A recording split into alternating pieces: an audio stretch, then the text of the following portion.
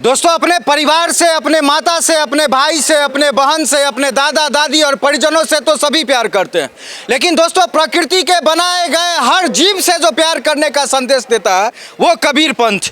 और दोस्तों अभी हम बेगूसराय जिले के सीमा में कबीर मठ पर, और दोस्तों पीछे में भव्य कबीर गोष्ठी किया जा रहा है, और दोस्तों हजारों की संख्या में यहाँ पे लोग आए हैं और सारे लोग यहाँ पे गोष्ठी का आनंद ले रहे हैं, सीख ले रहे हैं।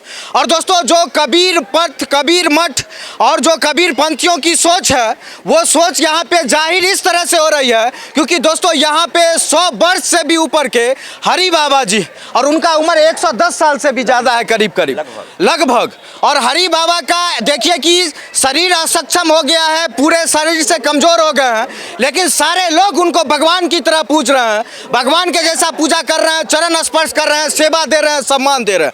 यही कबीर पंथ है कि अपनों से भी प्यार कीजिए, अपने परिवार के लोगों से भी प्यार कीजिए, इंसान से भी प्यार कीजिए, और भगवान के द्वारा जितने भी जीव बनाए गए हैं, चाहे छोटा कीड़ा हो, बड़ा जानवर हो, सबसे प्यार कीजिए। यही मैसेज ना आप लोग देते हैं। यही उद्देश्य है और यही सीख है सदगुरु का, यही सीख है। हर इंसान अपने इंसानियत के साथ हर जीव को पहचाने, और अब जैसा दर्द लगे अपने को वैसा दर्द लगे सबको।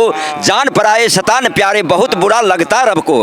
आप रब की खोज में चलते हैं लेकिन एक जीव की हत्या करते हैं, ये जघन्य अपराध है। ये सदगुरु का सीख है। सारा मूल बात 2 लाइन में ही बता दिए कि जीव से अगर आप प्यार नहीं करते हैं तो ईश्वर से प्यार नहीं करते हैं। आप ईश्वर को नहीं पहचानते हैं। ईश्वर आपके नज़दीक हैं, आपके दूर में ईश्वर नहीं है। आपका जो ये स्वर चल रहा है यही ईश्वर है। कबीर पंथ जो है आप लोग का दूसरे पंथ से कैसे अलग है? आप लोग में क्या है? बहुत अलग है। क्या? वो जड़ता ज्ञान है, बाहर के जो हैं वो जड़ता ज्ञान है, और ये सद ज्ञान है। इसे सद्बुद्धि कहा जाता है। अपने आप को पहचानते हुए सद्बुद्धि देने का काम करते हैं। सद्बुद्धि देने का काम करते हैं। हाँ, और सद्बुद्धि देने का काम करते हैं। और आज से नहीं, पिछले 7 साल से, करीब 700 साल से, करीब नहीं, ये 31 साल में है, 31वां साल है। 31वां साल है।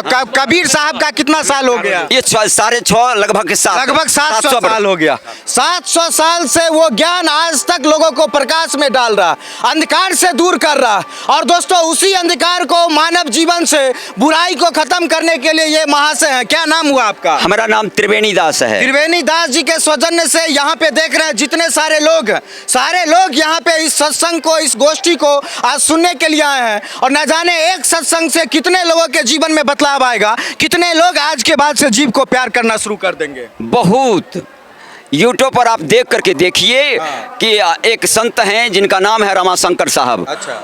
कई करोड़ उनके प्रवचन से आनंदित रहते हैं।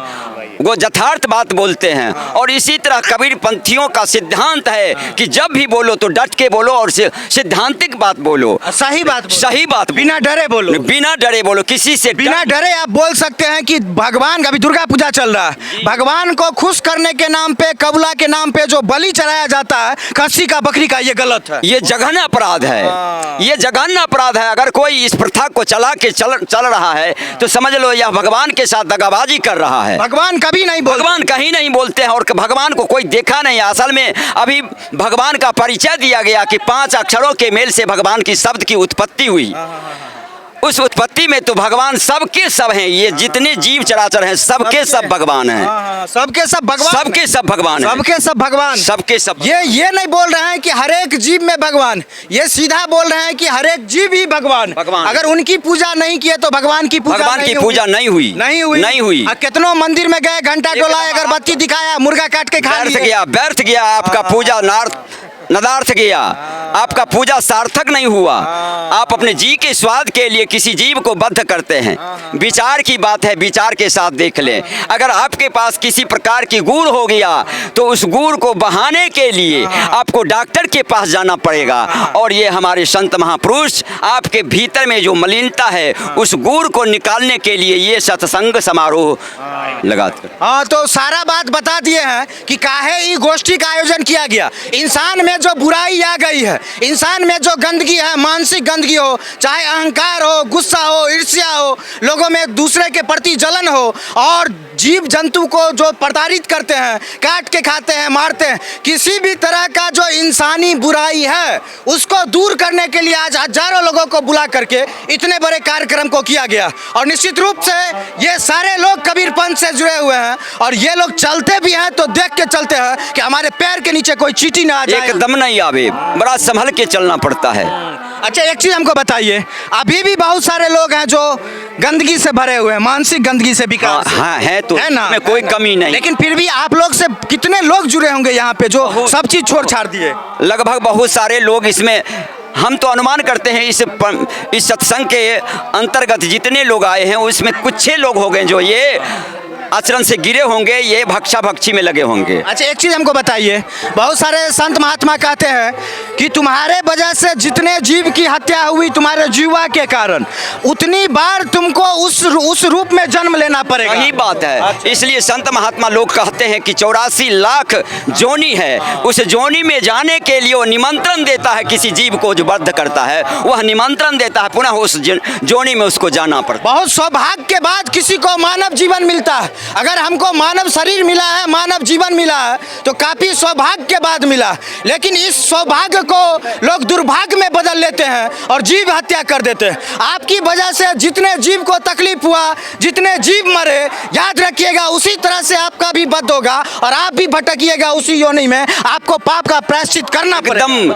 ये कर्म भूमि है, ये कर्म भूमि है, और ये मनुष्य का शरीर भोग जोनी है। ये धरातल कर्म भूमि है और ये मनुष्य का जोनी ये भोग जोनी है। इसमें एकदम निसंदेह इसमें भोगना ही है। जो जिस तरह का कर्म करेंगे उस तरह का भोग उनको मिलना है। कोई लोग ये सोचता है कि चलो हम गलत काम कर लिए, कोई नहीं देख रहा है। अभी के समय में ये वर्तमान में ही उनको वो दंड मिल जाता है। अच्छा, ये बात आप सही बोले कि गलत काम करने के बाद कुछ लोग को होता है कि 1 घंटा में मिल जाता है, किसी को 1 सप्ताह में, किसी को 1 साल में, किसी को मरते से पहले मिल जाता।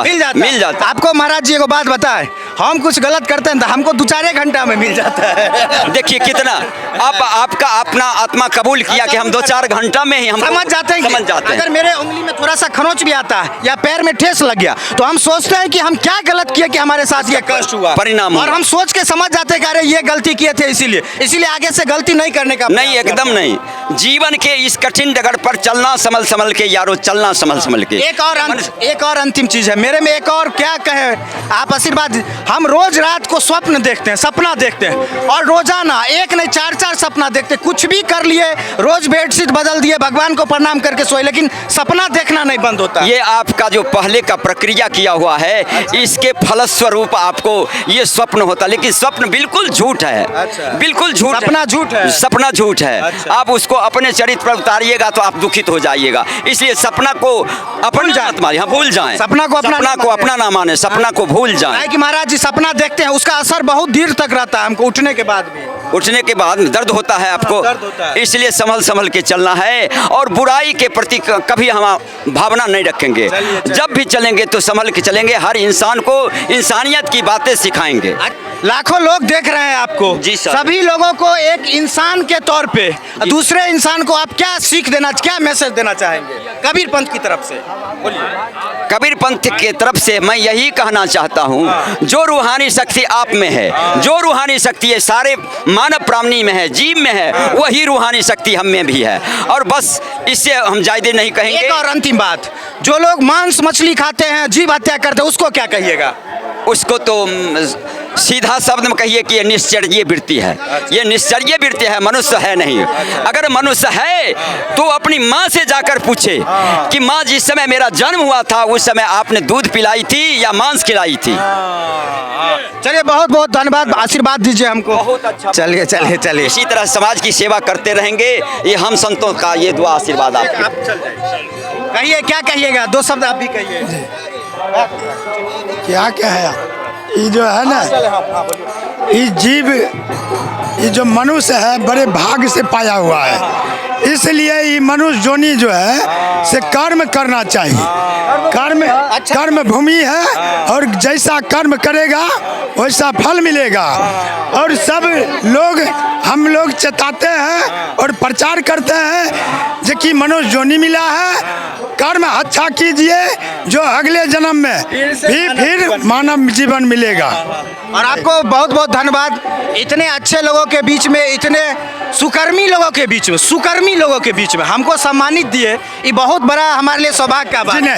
ये सब आप लोग को कृपा है और गुरुदेव का कृपा है, ये हमारे आम पब्लिक को नहीं है, ये मालिक को कृपा है। बहुत बहुत धन्यवाद। तो जो इस साल भर में आप लोगों को भी दर्शन हो गया और इतना लोग 2-3 हजार आदमी यहाँ पर आए हैं, उनको पन भारत को व्यवस्था है, भोजन को व्यवस्था है, सब लोगों से अर्जी मिलती है जो संस्था के तरफ से भोजन कर ले, उसके बाद इस जगह से खाना पीना का सब व्यवस्था है। जी खाना पीना के। और दोस्तों इसी बात के साथ खत्म करेंगे कि बहुत अच्छे माहौल में और जितने लोग बैठे थे काफ़ी प्रसन्न मुद्रा में, काफ़ी शांति से बैठ करके सुबह से ही यहाँ पे सत्संग का आनंद ले रहे हैं, अच्छी अच्छी बातों को सीख रहे हैं और उम्मीद करेंगे कि आगे भी इसी तरह से कबीर पंथ का विस्तार हो, क्योंकि कबीर पंथ ही है जो इंसान को इंसान बनाती है और इंसान को इंसान बनाने में इनके जैसे लोगों की भूमिका है, जो अपना कह सकते हैं कि सारे लोग मिल के खर्च करके लोगों को बुला करके टेंट पंडाल साउंड इतना व्यवस्था करके, इसीलिए कि इंसान बने, इंसान का बुराई खत्म हो, इसमें ना इनका फायदा ना उनका फायदा है तो सिर्फ इंसान का फायदा। बहुत बहुत धन्यवाद।